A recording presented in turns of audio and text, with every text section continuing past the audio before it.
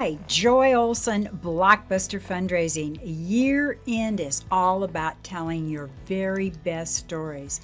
Your very best stories make up your very best content. So today is all about tips from master storytellers that will help you absolutely shine. Okay, first tip, right off the bat, introduce a main character.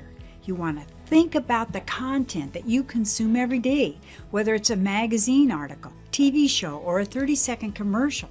There is always a character for you to relate to, and you invest in it. Just think about Harry Potter. I mean, nobody would make it through 4,224 pages about wizards battling homework hormones and snake-faced villains. They needed Harry Potter. So, for nonprofit storytelling, your audience investment in your main character is key in getting them to care about the situation. It's a situation they don't really understand, or it's a person that they don't have anything in common with. So make sure to include details about your main character to help your audience see them as a person and not just an unfortunate story. For example, a young man from Oregon may not immediately relate to the plight of a 12-year-old girl who doesn't have access to water, but maybe her favorite school subject is the same as his niece's, and that connection is a start that moves him to donate. So, connections, and always notice how we mention a main character, not characters. Now, this is because studies have shown that people are more responsive to a single person than a large group, also known as the identifiable victim effect. When you focus on the life of one person, it's easier for your supporters, your donors, to focus on the impact that they can have on that one person, rather than seeing your cause as some kind of insurmountable dilemma. So perhaps you're thinking to yourself, well, what exactly is the identifiable victim effect? The identifiable victim effect refers to the tendency to offer greater assistance to an identifiable individual as opposed to a larger, unnamed or statistical group of people. There was a few years ago a New York bus monitor who was ruthlessly bullied by 4 middle school students. Well, after a 10-minute video of the incident was posted online, she received more than $700,000 through an online campaign that brought together, listen to this, more than 30,000 donors from over 84 countries.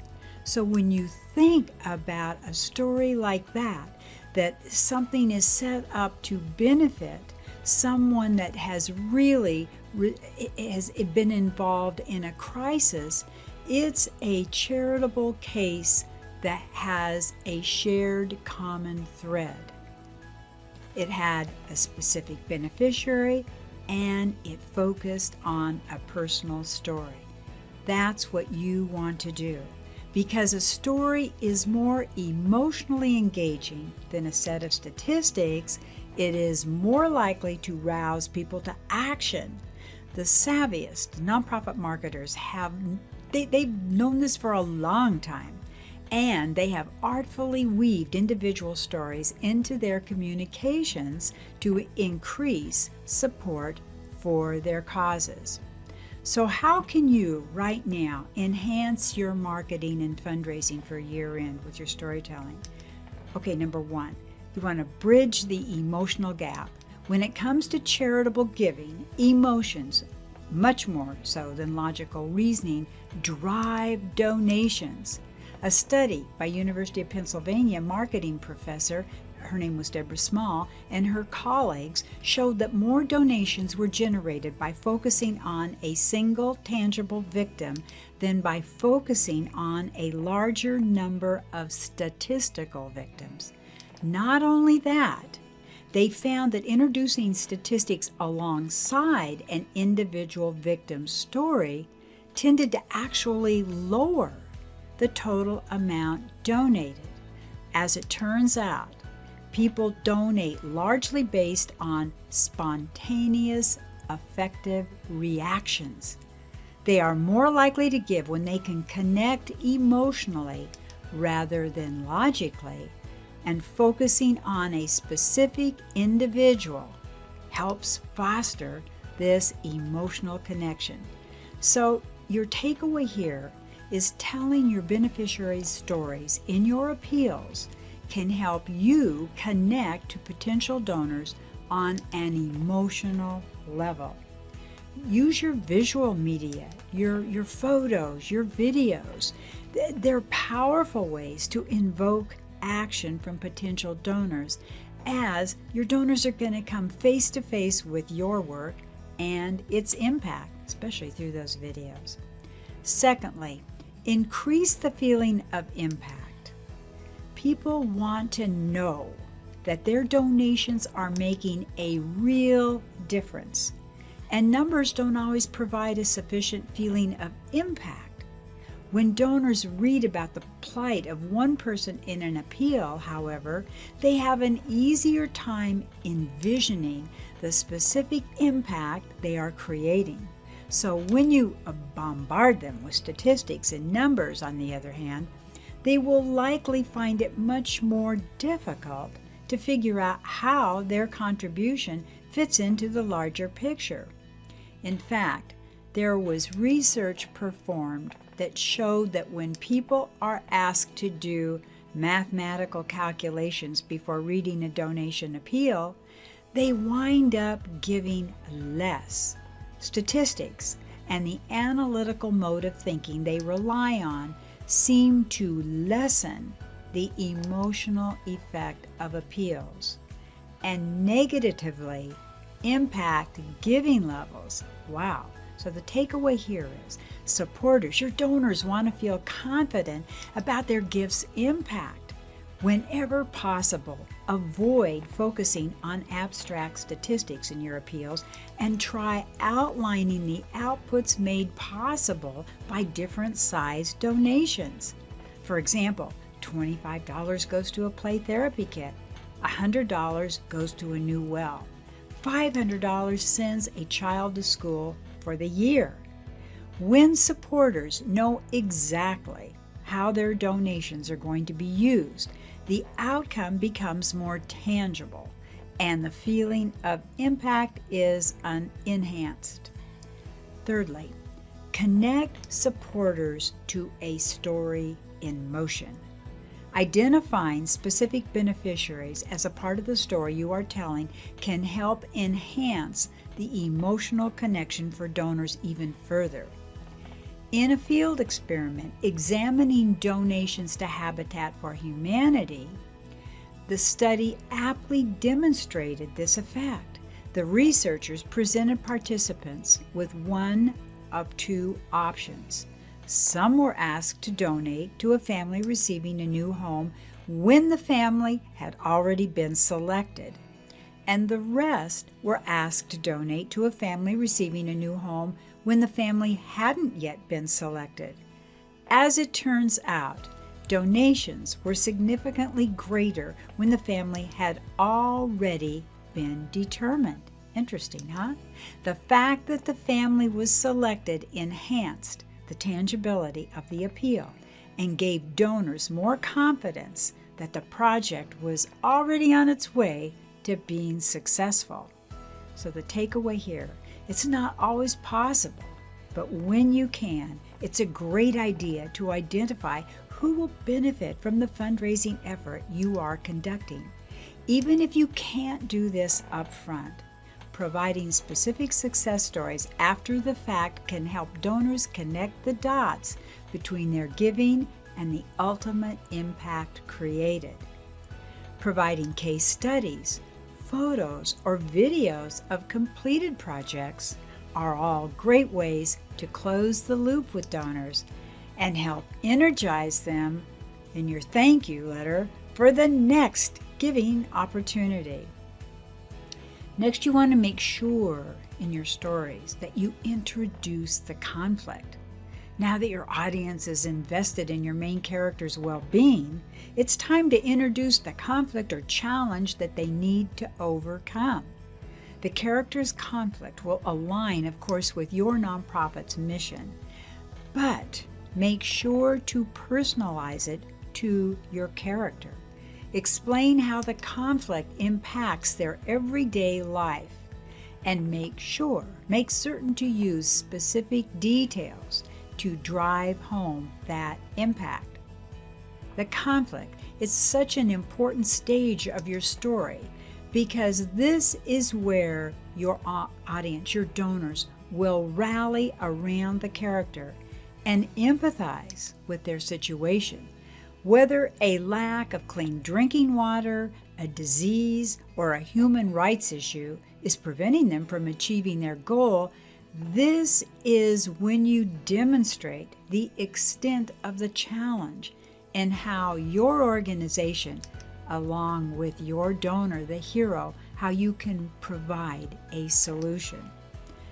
Of course, you must remember a call to action, and you want to include it a few times throughout your story. Remember that the goal of sharing a story is to move the audience to take a specific action, to fundraise, to donate, or to advocate for your cause. If you don't include a clear ask, then you risk losing the captive audience that you've worked so hard to secure. So avoid alienating your audience by relating your call to action to the story.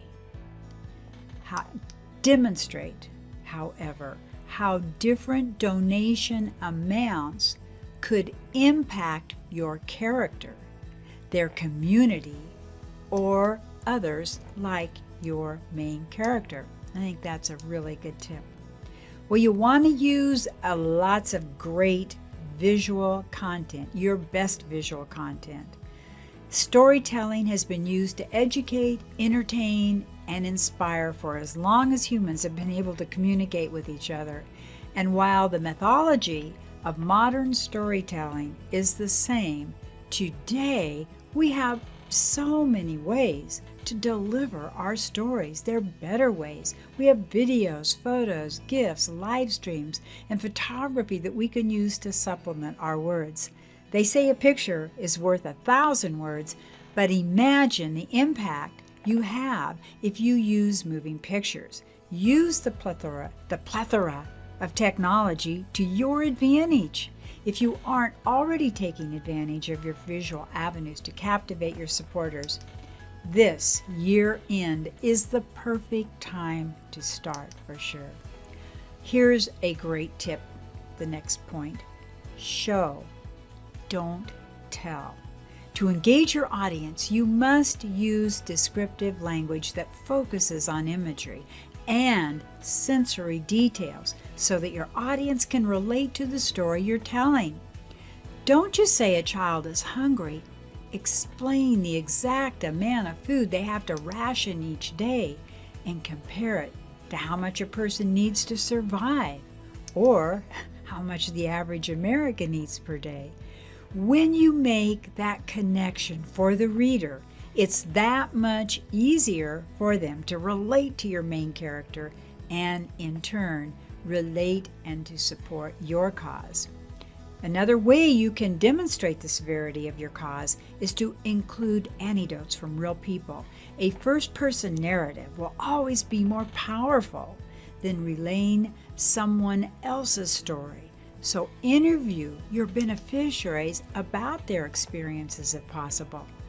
Find out what it feels like when your body is lacking nutrients for an extended period of time, and use powerful language to share the physical, mental, and emotional repercussions that come with going hungry. If people read your words and instinctually imagine living every day with the pang of hunger or the burn of thirst, then they'll be that much more moved to take action and give to your cause. Sharing stories is one of the best ways to make connections with others. So it only makes sense that you use storytelling to connect with the people who have a great impact on your organization, your donors. Descriptive language. Let's talk about descriptive language. The language that you tell your story with impacts the way that it's received by your audience. If you want to captivate readers, it's important that you prioritize action-oriented wording that's easy to understand and relate to. This effort can create a sensory experience for your readers that helps them go beyond the copy to feel your story. Now, to accomplish this, you must show instead of tell. It's a practice that most writers are taught during their education, but it's easily applicable to all, especially we nonprofit peeps who want to tell compelling stories. For example, if you're telling an impact story about a beneficiary, you might tell your audience this individual has a difficult life because there's no access to clean water nearby. Instead, show your audience what it's like to walk a mile in this person's shoes. Don't just explain behavior, explain why they behave a certain way. Show their mood through their actions. Describe body language, tone of voice, and other details that illustrate emotion. Use colorful language to describe the setting. It could sound something like this. The ground is parched from the heat, and the nearest source of clean water is over 5 miles away. That doesn't stop Alani. They can't stop because there's an entire family back there counting on them. So they walk for what seems a lifetime and bring that life-sustaining water home. Now let's talk about tailored content. As a storyteller, you need to meet your audience halfway. And that is, if you create a beautiful story about things your readers aren't interested in, hey, they're not going to pay any attention. They don't care. So in order to get a clear understanding of what your audience is looking for, you can tailor your content accordingly. So how do you get that info? Well, conduct a survey. Analyze your email open and click-through rates. You get a sense for which type of content are the most popular. Check your website. What's the most popular page? You can figure things like this out. Or you can ask your event attendees what they like. Solicit feedback in your social media comments and participate in conversations on social media. Okay, so let's talk about how to get started. Even the best storytellers need to practice their craft to maintain their skills. Set your next marketing story up for success by taking some time to sit down and complete this 20-minute exercise. Are you ready? Who is your main character? Will you start your story with a hook, or will you first provide background information? What are the problems or obstacles that arise along the way? What is the character's critical choice or the climactic moment of your story? Is there a small resolution that contributes to the larger goal? Those are questions you want to think about. I hope now you're ready to tell even better stories for year end. I hope these tips have made a difference. There's some aha moment in there for you. I'm Joy Olson, Blockbuster Fundraising. We certainly have a lot of information there, as we do on joyolsongroup.com. Hey, a YouTube channel. We've got way over 300 free fundraising video tips there housed. And also, you can find us on Facebook. We're here live every Tuesday, 1 p.m. And we're loving our Instagram. We've got a lot of fun with our IGTV station there. So we're counting down with you to year-end fundraising success here at Blockbuster. So we're happy that you were here today. We hope that you've gleaned something that will make your year-end fundraising even more successful. See you again soon. Thanks so much for having been here. Bye-bye.